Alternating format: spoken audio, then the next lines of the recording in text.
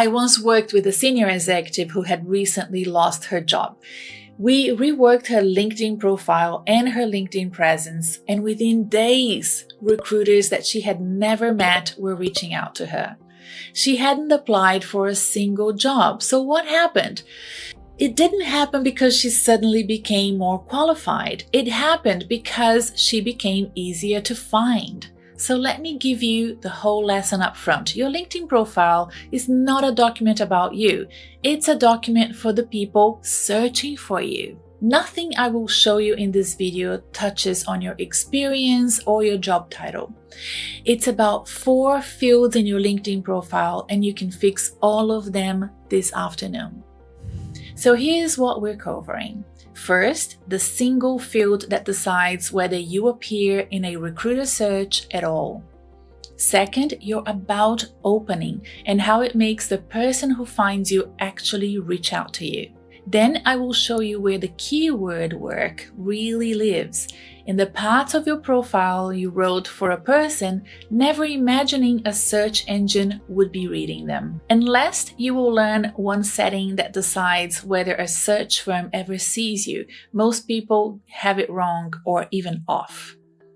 I've hired senior managers and executives, and I've worked with executive search firms at the senior end of the market. So I can tell you with confidence that a recruiter's first move is almost never, let me look at who has applied for the job. Once they have a client assignment, or even before then, when they're still trying to win that client, their first move is a candidate search. Because LinkedIn for a recruiter is a search engine, like Google is for you. Having interviewed many recruiters on my podcast, the Job Hunting Podcast, I believe the numbers are close to 70 or even 80%. That's how many of their senior candidates they find through proactive search, not through job applications. So if your profile doesn't contain the words they type, you don't appear in their search. Which is exactly why we start with the field, the search, and the human eye read first. Your headline. There's a part of your profile that I call the blue chip real estate. It's the premium space, and you don't waste a square centimeter of it. It's the very top of your page, your photo, your banner, your headline, and the opening of your about section. In the search results themselves, recruiters see 3 things: your photo, your name, and your headline. And that information drives them to click and find out more or not. And the headline is also what the search engine reads, so that's where we start. While we're here, a quick note on the banner, because people overthink it. If you're aiming for a corporate role, a neutral, even a boring LinkedIn banner is all you need. A heavily branded personal banner reads as an entrepreneurial. Now, most senior professionals write their LinkedIn headlines the way that they'd write a business card. Let's say Chief Financial Officer of Acme Group. Or after a redundancy, they might say Experienced Finance Executive Open to Opportunities. And I understand why. That's how we've been taught to present ourselves. But there's a problem with that. A recruiter searching for their next hire using LinkedIn recruitment is typing a series of keywords. They're typing something much more specific. They might be typing ASX listed CFO or CFO Series B scale up or P&L consumer goods. Your headline can have up to 220 characters, but here's the number that actually matters. Only the first 50 characters will show up in the search results list, so most important keywords need to go first. Which is why there's a rule I come back to with my clients over and over. Your headline should speak to where you want to go, not where you've been. It should be a lie, of course. It has to be consistent with what you're actually doing, but it points forward. So right now, many of you are spending those first 50 characters on where you used to work and how long you were there. What I want you to do instead is to use the headline to carry the keywords that describe what you do at the level you operate in the language of the person doing the search. Not all of your past keywords, not all of your job titles at your last employers. You have to focus on the language of the person who wants to hire you for your next job. I worked with a client in finance who wanted her next role to be broader than finance, more of a commercial leadership position. Her instinct was to put her old title front and center because that's what she'd always been. We rewrote the headline to point out where she was going, not just where she'd been. Still true to her experience, but focus on the role she wanted next. And that's the whole story with the headline. You can be searchable for your past or searchable for your future. You're the same person, but describing yourself in different words. The headline gets you into the search, but it's the next field, your About section, that decides whether the recruiter who finds you actually reaches out. The About section is one place in your LinkedIn profile where you can speak like a human being. And right now, if I went to your profile and opened your About section, I might not be able to tell what you actually do. I have found that About sections in 2026 are the biggest examples of AI being misused for writing. I see this all the time because this is something I am constantly working on with my clients. You go on LinkedIn and you can't understand what people do anymore. It's just a bunch of corporate jargon. It's too generic. I have a word for it, vanilla. The About section that could belong to any one of the tens of thousands of professionals. It's not wrong, it's vanilla, and vanilla doesn't get you a job. And this is one of the side effects of AI writing profiles. People have handed their About sections to a tool that doesn't know them and can't tell their story. The result sounds like every other senior professional on the platform, on the planet. AI can help you become more prepared. It should not make you sound less human. So how do we fix it? Let me show you the exact changes I make with clients. First thing, write in first person. Use I in the first person, not he or she in the third person. So many of you have written in the third person, and it reads like a corporate bio, not a person. First person is more welcoming, and it reads like a career story. Now, here's the honest reason the vanilla happens, and it's not a writing problem. A lot of senior professionals are simply not used to talking about themselves. You've spent 20, 25 years describing your team's work, your company's results. The language for your own value is untrained. That's normal, but it's fixable. I'm a big fan, as you may know if you've listened to me on the Job Hunting podcast, of stating your ethos very clearly and immediately at the opening of your About section. And by that, I mean having clarity on who you are, what you do, at what level, and for whom. In one or two plain sentences that a junior HR researcher reading your profile at speed can understand and act on. So ethos comes first. Then you should come with logos or logic, the evidence, the hard numbers, the facts, achievements, and milestones. And when it comes to pathos or passion, that comes last in your About section, not first. In fact, I have no problem with opening with sentences like, I am an experienced finance executive with 15 years of experience in SaaS. If it delivers clarity, stating your years of experience is fine. That construction is fine. My problem is if your About section represents nothing that is distinctively you in any way. That opening is also a keyword carrier. You see, a well-written About opening does two things at once. It reads clearly to the human with a real and distinctive point of view, and it carries the search terms that surface you in a query when recruiters are searching for someone like you.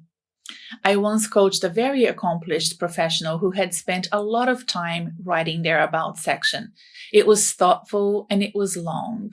And I read it and I thought, I still don't know what you do or who would hire you or why.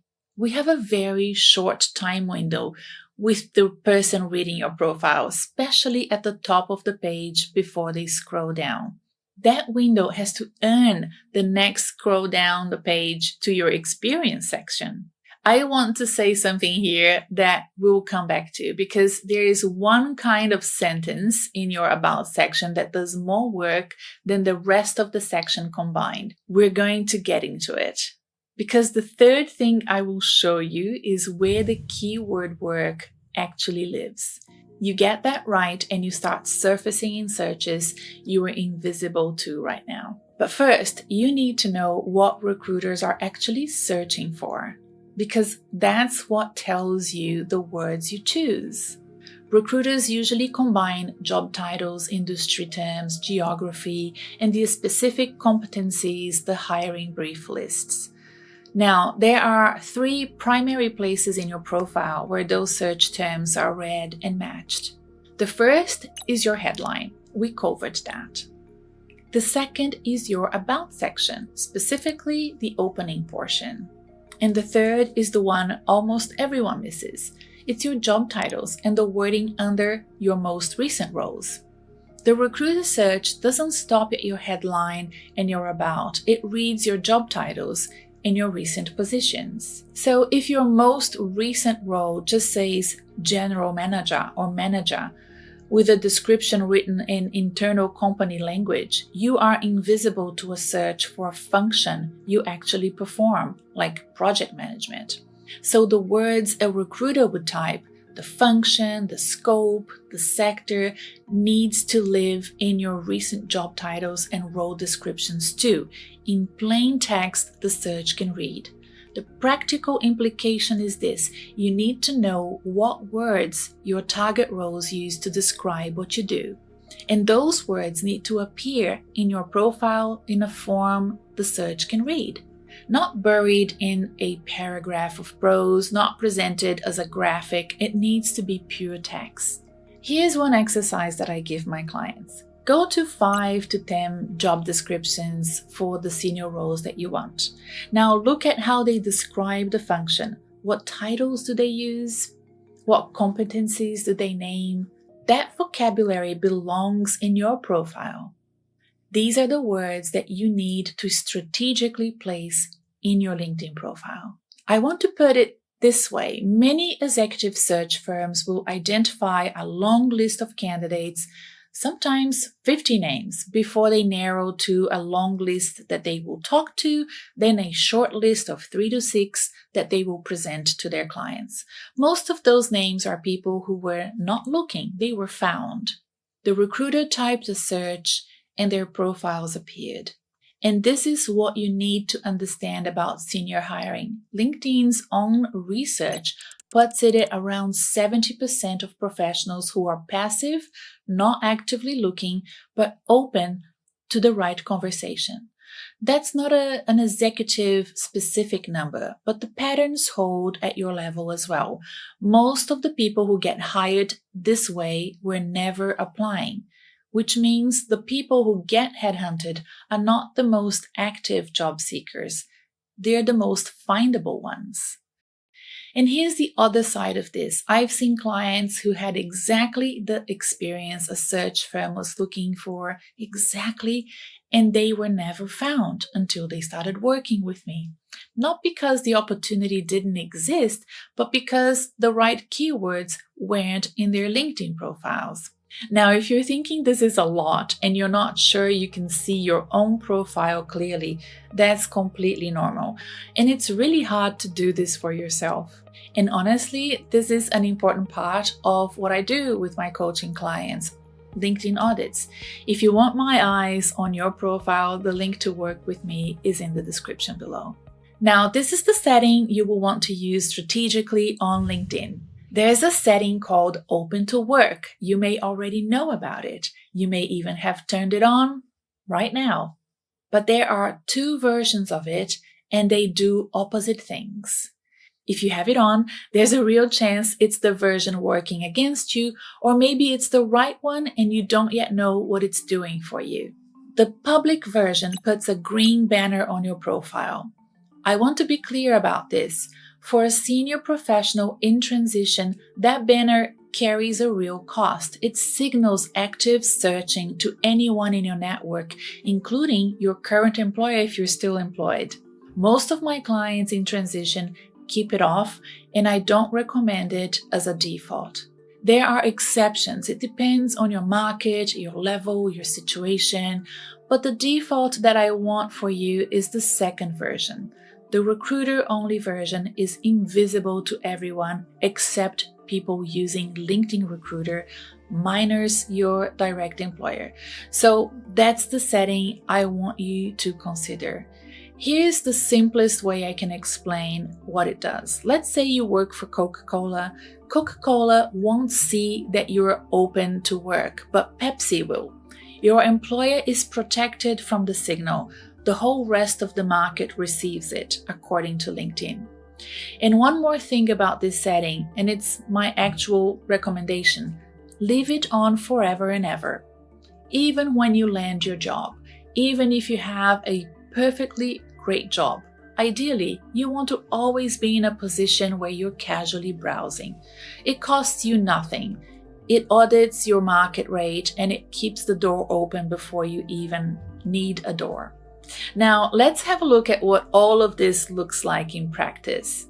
Because describing changes to a LinkedIn profile is one thing, seeing what the difference actually looks like is another, which is exactly what you will see now. I'm going to walk you through two versions of the same profile. Same person, same experience. The only difference is how the profile is written. I want you to hold up the mirror here. As I describe these, I ask you to look at what version looks like yours. The before. Headline: Former General Manager, Consumer Goods, seeking new opportunities. About opening: I am a senior leader with over 20 years of experience across fast-moving consumer goods with a track record of building high-performing teams and driving growth. Recent role: General Manager, described in internal company language. All responsibilities, no searchable function or scope. Open to work: the public green banner. Now, why does this profile fail the search? The headline carries no searchable specificity. Seeking new opportunities is noise to a Boolean search engine. Former signals a gap. Nothing in those first 50 characters is a keyword a recruiter would type. The about opening is vanilla, not because it says 20 years of experience, because every phrase in it could belong to anyone. Seasoned leader, high-performing teams, driving growth, nothing that could be only for this person. The recent roles read like internal handover notes. None of the words a recruiter searches for are in it. And the green banner signals something to the entire network that would be much better signaled only to the people who need to know, the recruiters. Now here's the after. A headline saying GM Consumer Goods P&L 500 million FMCG, growth and portfolio transformation, ANZ and Southeast Asia. An about opening in first person. General Manager with 20 years leading multi-category FMCG portfolios across ANZ and Southeast Asia. I've run P&Ls from X to Y, turned around underperforming categories, launched brands across 7 markets, currently available for GM and senior leadership roles in consumer goods and adjacent sectors. The recent role is reworded: General Manager, Consumer Goods, with the function, scale, and the sector written into the title and the description in words a recruiter would actually search. Open to work, recruiter only mode activated, no green banner. So this means that a recruiter searching for GM, FMCG, ANZ portfolio transformation finds this profile. The previous one did not appear in that search at all. See the difference? The about opening states who this person is, at what level, in what geography, and what they're available for. Even a junior HR researcher can read it and know exactly what to do with it. And the recruiter only signals means a retained firm running a search for a GM role for consumer goods appointment now sees a match. Now, one caution: if you're currently employed, don't do it all in one weekend. Make the changes gradually and deliberately over a couple of weeks. And then Bob's your uncle. It really is that simple when you think about it. Simple, not easy. There is a difference. So we've covered the 4 fields: headline, about opening, your job titles and recent roles, and the open to work signal. You now know the vocabulary that gets you into the search. You know the sentence in your about that does more work than the rest of the section combined, the one that states clearly who you are, at what level, and what you are available for. That sentence is the payoff. That's the one you need to focus on. Once these 4 fields are set, here's the part I love. It's like networking in your sleep. You do not work once. You maintain it a few minutes a week, and it keeps on working for you. You don't have to be there all day on LinkedIn. And those few minutes a week matter. So let me be honest about the limit of what we did today. The profile is what makes you findable. It's your activity, the comments, the posts, what you engage with is what makes an invested investigator believe that they found the one. The profile gets you seen, your presence communicates you can be trusted. Findable, credible, and clear, that's the whole story that you can tell on your LinkedIn. LinkedIn is not about fame or follower counts. Can people who matter find you, trust you, and immediately understand what you do? That's what matters. And if this video made you realize your profile has been hiding you, here's my honest advice. Don't wait until you're desperate to work with me. Hire me before you get into fight and flight mode. This work pays off most when you start early, so book an introductory meeting with me and I will tell you quickly whether I think I can help. The link is in the description and pinned in the comment section. And if this was useful, I genuinely appreciate you sharing it with somebody you know in your network who's navigating a job transition right now. And if you've been watching this and thinking about the part of your search that is not in your LinkedIn profile, the conversations that are happening without you in the room, I did a video on that earlier in this series and I will add it now for you to have a look. And if being findable is only half the story, senior roles start getting decided behind 4 different doors before the ad even goes up. The ad does come, it just comes too late. That's the next video, and everything we did today makes each of those doors easier for you to open. So stay positive, stay connected, keep moving forward. Ciao for now, and I will see you in the next video.